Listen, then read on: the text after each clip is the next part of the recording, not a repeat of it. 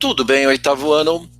Vamos começar a nossa aula e a nossa aula de história vai trabalhar o seguinte tema e módulo.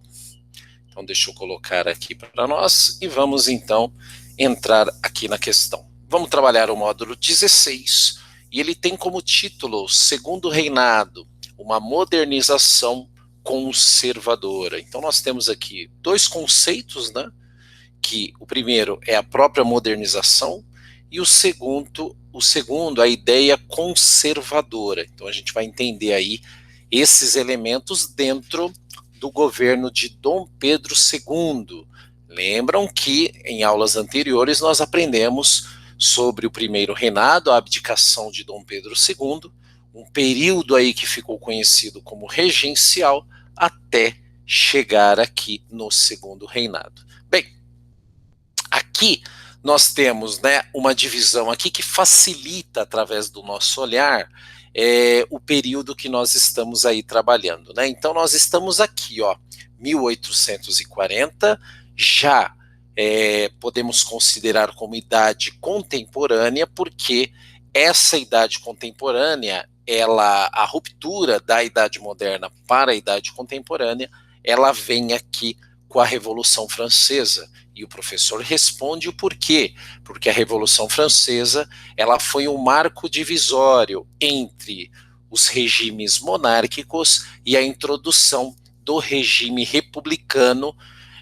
gradativamente, começando aí com os países, mas ganhando a sua maioridade, no sentido de que a sua abrangência, quis dizer essa palavra, principalmente no Ocidente. Mas o interessante é exatamente que, enquanto os países, os vizinhos do Brasil, estão entrando nessa onda e neste fenômeno e na influência republicana que a Revolução Francesa trouxe, o Brasil, ele, em uma área que foi colônia e que se emancipa, continua como sistema de governo um regime monárquico. Então o Brasil, ele é o único país de toda a América que de fato teve rei, que de fato teve um regime monárquico, né? Eu não estou considerando na época que grande parte dos países eram colônias e deviam aí uma obediência às suas metrópoles. Não. Aqui nós já estamos falando num pós, numa pós-independência dos países americanos, e o Brasil, então, ele vai se isolar em um sistema monárquico, praticamente só o Brasil, porque os seus vizinhos assumem uma política mais liberal, mais republicana. Mas isso que eu falei é só como registro, mas é importante vocês saberem, então. Vamos seguir em frente aqui.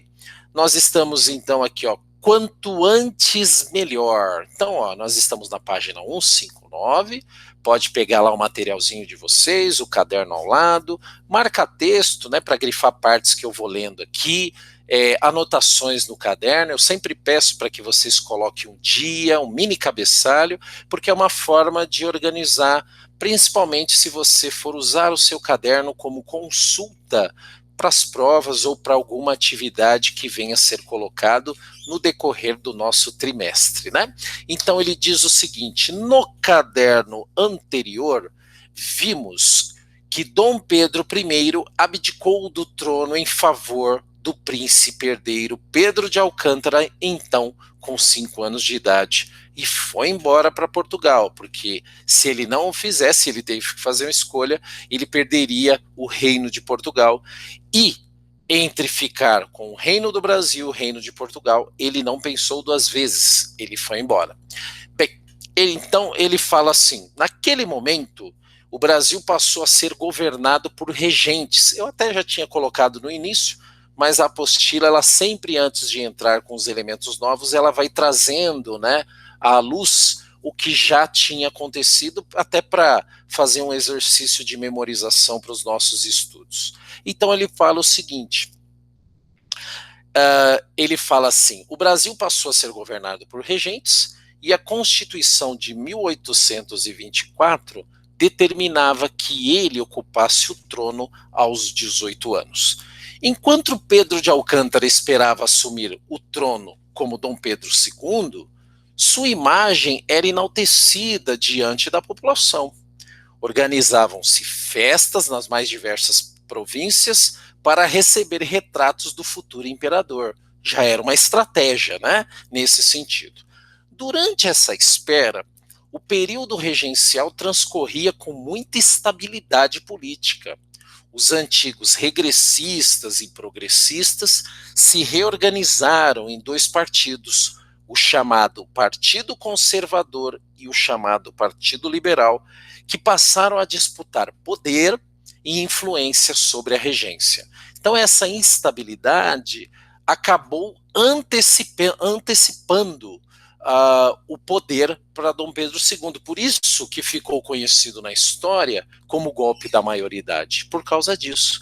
E aí ele fala aqui, ó, nós vamos, ao dar continuidade na leitura, vocês já vão perceber o que eu estou passando para vocês. Só para informação importante, o Partido Conservador trata-se daqueles que queriam, obviamente, as antigas relações econômicas pautada na exportação da agricultura e nas questões que envolvem o fortalecimento monárquico.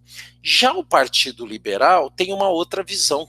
Né? Então, eu tenho uma camada média da sociedade das cidades e que quer o quê? Uma maior autonomia em poder comerciar, uma maior representatividade, ou seja, eles eram a favor de inovações no campo político e econômico. E aí, é claro, por que eles estavam disputando o poder? Porque era um período que o Brasil não tinha rei. Não é que não tinha, o rei estava lá, mas ele não tinha idade apta a assumir o trono. Sendo assim, e por esse viés, os regentes, então, brigavam entre si para a tomada do poder mesmo. Né? Por isso que o livro fala das questões que envolvem instabilidade política, por causa disso. Vamos ler mais um pouquinho, que cada vez mais vai ficando mais claro a nossa leitura. Olha só, além disso, se não bastasse essa estabilidade, olha o que estava acontecendo no Brasil. As revoltas ou rebeliões regenciais que aconteceram em várias regiões do Brasil, amedrontavam as elites e provocavam o risco de fragmentação territorial. Durante a regência de Araújo Lima, do Partido Conservador, passou a ganhar força a ideia difundida pelos liberais, de que apenas o imperador poderia pacificar o país. Olha só, né? Ou seja, então, essas coisas que estavam acontecendo acabou alimentando a ideia de que se o imperador toma posse, as coisas se acalmariam. Vamos ver onde isso vai dar. Então ele fala o seguinte: este apoio era uma forma de que os liberais voltassem ao poder assessorando o imperador. Começava uma campanha pública para a antecipação da maioridade de Pedro de Alcântara, que até então tinha 14 anos de idade. Ou seja, ele só poderia assumir pela Constituição com 18, mas, devido ao que estava acontecendo, eles estavam querendo antecipar. Diante da resistência dos conservadores à ideia, os liberais levaram a campanha às ruas, onde cartazes foram espalhados com os seguintes versos: queremos Pedro II, embora não tenha idade, a nação dispensa a lei e viva a maioridade. Né? Ou seja, fazendo propaganda para que o povo aceitasse e acolhesse essa decisão. A proposta ganhou apoio popular e a aceitação de Pedro de Alcântara. Em 1840, o parlamento proclama sua maioridade e aí sim ele se torna imperador. Dom Pedro II começava então o segundo reinado. Então, esse segundo reinado, ele então aconteceu com esse arranjo, na tentativa de que a figura do monarca, a figura do rei, pudesse acalmar os ânimos de toda a população. Vamos ver então onde isso vai dar, ou seja, os primeiros passos do seu governo. Logo após a posse de Dom Pedro II, os liberais ocuparam mais espaços políticos e administrativos no governo.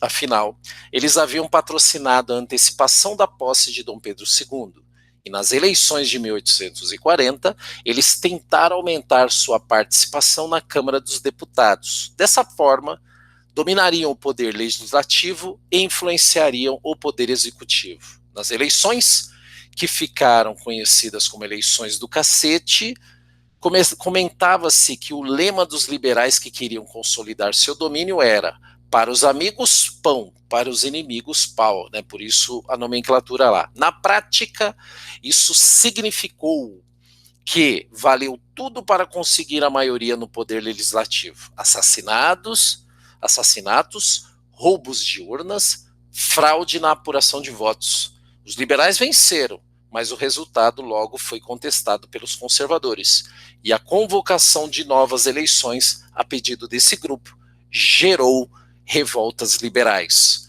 Ou seja, vamos finalizar então, ele diz: para diminuir o clima do conflito, ou de conflito, Dom Pedro II passou a misturar liberais e conservadores em seu gabinete, procurando a conciliação de dois grupos. Além disso, em 47, instituiu um regime parlamentarista diferente no Brasil, que ficou conhecido como o parlamentarismo às avessas. E por que às avessas?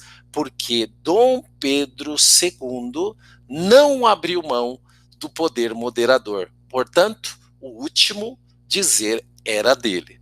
Tá? Então, fica registrado aqui, estamos chegando na parte final, de como o segundo reinado brasileiro, ele foi um arranjo, né, para amenizar tensões entre grupos, e nas próximas aulas nós vamos ver como se deu a política, a economia e a vida em sociedade agora com Dom Pedro II. Muito obrigado e até a nossa próxima aula.